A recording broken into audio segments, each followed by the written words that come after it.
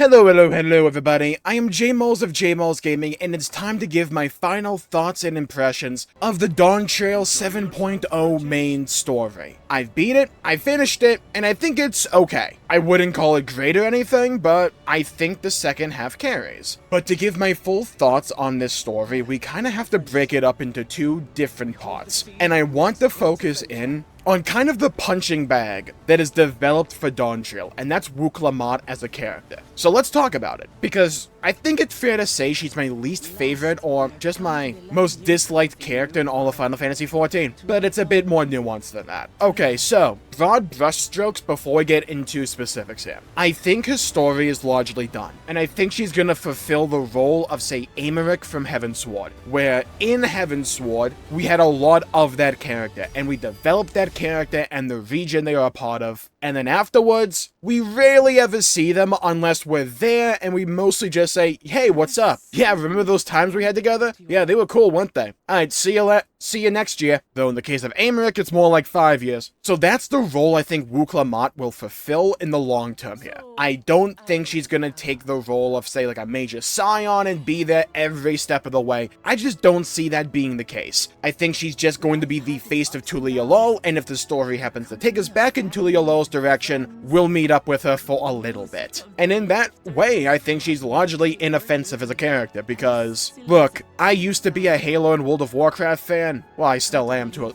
some degree. Characters that I absolutely despise, they have to irrevocably alter the lore, or the story, or the world in a way that I just find disagreeable or bad flat out. And I don't think Wuk Lamat does that. She's just kind of there, and in my opinion is largely forgettable. And I think that's her greatest sin, but I also think it's the extent of her sin as a character. Now, why do I feel this way about Wuk Lamat? Is a couple major issues. Dialogue, the lack of an interesting training arc, and telling not showing. And those last two kind of mesh together. Let's go over the dialogue. Her dialogue, on the whole, is kind of a symptom of a larger problem that the first half of Dawntrail really suffers from, and that is this kind of gacha gaming-esque storytelling direction, where they have to repeat the theme and message over at you, or they have to repeat some exposition over and over and over at you to make sure that the player understands it. I don't know if this is a symptom of them just believing reading comprehension and media literacy has just gone down the drain or something. Maybe that's what it is, but she feels as if someone made a version, like a parody of Naruto, with the whole, I want to be Hokage, and all that, but with peace, understanding, and wanting to be the Dawn Servant, because it's repeated and shoved down our throats over and over and over again. Because the funny thing is, I think when you take a step back and you observe the story of Dawntrail on the whole, Wuk Lamat's actual character arc is kind of basic shonen protag. They go from being largely incompetent and not understanding to changing their ways and gaining some perspective on the situation, while also becoming strong at the end of the day to conquer the odds and with the power of friendship, fix the world problems. Job done, you can put a bow on it, and there you go. Bob's your uncle. I think there's another issue I kind of forgot to mention before, and that's the pacing being really drawn out. So it makes these sections that, if they were way shorter, maybe would work, but since we spend so much time doing each of these menial tasks, they largely outstay their welcome and just feel dull and repetitious. Most of the rites of succession aren't that interesting. We're either taming an alpaca, which is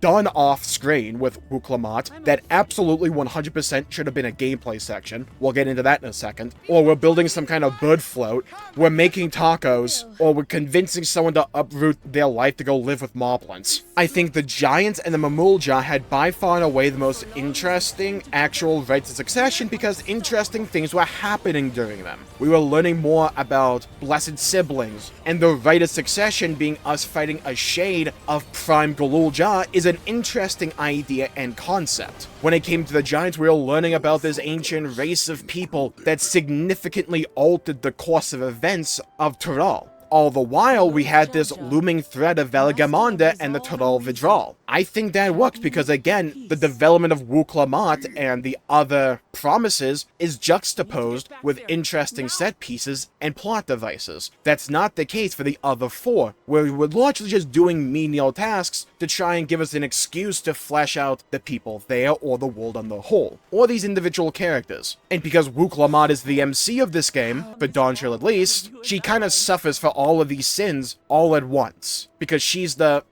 punching bag of Dawntrail for all of these issues. If I'm looking back on it, is there anything necessarily wrong with her character arc? And no, not particularly. The problem is in the way it's told. Now, Dynamis does exist in the world of Final Fantasy XIV, and it's not like Final Fantasy XIV hasn't had like ass-pulling moments before, but they work largely because the game builds up to them in an adequate fashion.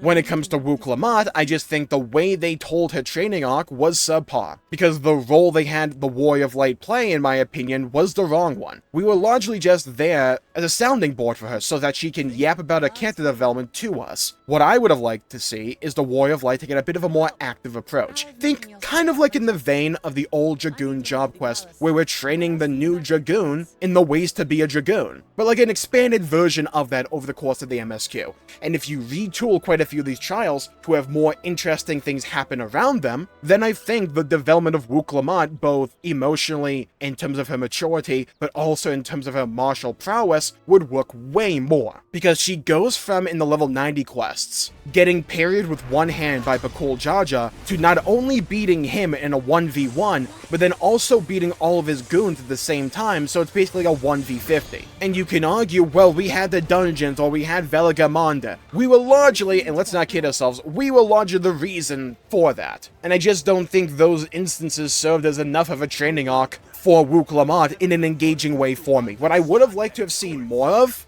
is the Warrior of Light and Wuk Lamat having more one-on-one time. Maybe play up on the Terral Vidral more, have there be more of these threats throughout these various zones that we interact with throughout the Rites of Succession. So we're not only learning about the people there, we're developing Wuk Lamat as a character as well, but we also have some looming threat that we can counter and overcome to represent, say, Wuk Lamat taking all these lessons to heart, while also training her to become stronger so that she can be essentially the Lionheart, get it? The vow of resolve for Tulialal. For instance, and I'm not saying they should have done this exactly, I'm just saying this is something in the vein of what they could have done. When we were with the cat people in Yoctel, instead of just having the quest evolve to us making tacos and having a yap session with some historians, what they could have done was have a Terral Vidral there and have it maybe beat the brakes off of us, and especially Wuk Lamat. And while she and maybe the other promises are recovering, the cat people make some Jibruk Pibil for us. Or we have to make Jibruk Pibil to feed, say, the starving masses, because maybe the Terral Vidral there is making it hard to come by food. So we make some Jibruk Pibil by following the recipe, and by doing so, we get that entire story about how it came to be. We feed the populace, they regain their strength, and we muster the courage to go against the Terral Vidral to overcome it, also showcasing Wuk Lamat becoming stronger, but also more emotionally intelligent, and more in tune with her own people. I don't think it would take a lot, just you have to have interesting things happen, especially in a 0.0 patch for Final Fantasy XIV. It's all well and good to have lower stakes, especially after Endwalker, because we need that. You can't just keep going up and up and up, because it reaches the point of absurdity. But you have to have stakes at some level, and the way to make stakes interesting, whether they're lesser or greater stakes, is by making the things that are in the line of danger matter to us, and have the threat we are facing be interesting. We were told a lot about Velagamanda, but we weren't shown a lot about Velagamanda. We saw some claw marks in the mountainside, and we saw some visible scars in the land, sure, but we have the Echo. You could have shown us a part of, like, the fight with Galul Jaja, or when Bakul Jaja freed Velagamanda, maybe show the bird actually wrecking shop, instead of just letting go one fire pulse and then leaving. And this is why I think Act 2 works in a lot of ways, because they kind of do this. When Galul Jaja dies, it is stupid because we were just standing around watching it happen, but it's a major, interesting plot point that shapes the character of Wuk Lamat and develops the character, and they don't dwell on it for too long. They really don't. And she resolves herself to the fact that she has to take care of her brother. She has to be the one to kill Zerelja. That makes sense, and it works, because they showed that development, and that development happened in an interesting way. Was it the most well-told thing ever? No, like I said, it was stupid. We were just standing around watching it happen, and for some reason respecting the 1v1 in a position where we really shouldn't be. But there it worked. And the reason why I think so many people talk about Act 1 in the way that we are talking about it, at least I am, is because it lasted for so long. That's one of its other biggest sins, is the pacing. If you are going to go this route, you had to really kind of speed run through it. If you're not going to have a lot of interesting things happen on the whole, don't dwell on these individual parts for too long. And because of these like bigger storytelling issues that I think Dawntrail suffered from, Wuk Lamat as a character suffers especially because all of these components come together to lessen the impact of her storyline. At least for me, again. There's a reason people say to show not tell. That's because in a medium like video games, when you show something happen, it's far easier for the player to emotionally resonate with it, or to care more about the things going on. Take the final days of Endwalker. If we were just told that Davner suffered the final days, would that really affect us like it did when we saw the elephant clutching the baby, running through the forest that's burning down, and then being accosted by various monsters? It works because you show us these things happening, which is what I think Dawntrail suffers from the most, and as a direct result, the character arc of Wuk Lamat suffers because it's largely told, not shown, is slowly paced and poorly written with the dialogue. And I think the voice acting is also not the best, and especially in these really emotional scenes, the only one that stands out to me is when Gulul Jaja dies and she screams in horror. Like, that kind of works. Everything else doesn't, though. At least, again, for me. Because at the end of the day, these are all just opinions. And there's another component that I do like here. I like the parallel with Sphene, where Sphene is essentially the extreme version of her, where Sphene is trying to preserve her own people's happiness, but unlike Wuk Lamat, Sphene is willing to preserve her own people's happiness at the expense of others. Like, you can argue, absolutely, because I would too, that we've kind of already done this before, namely with Emmett Selk and at other points throughout the Final Fantasy XIV story, but I think Dawntrail has other bigger issues than simply retreading on previous ground. And compared to the first half, I do like the second half. Like, I really do. I don't just think it's good, I think it's really good. But it is compromised in terms of the Wuk Lamat character development because of that first half, because the development that she got throughout the Red Succession just was bland and uninteresting to me for the most part. It had its moments. I think the Mamulja section in Yogg-Tell was really good.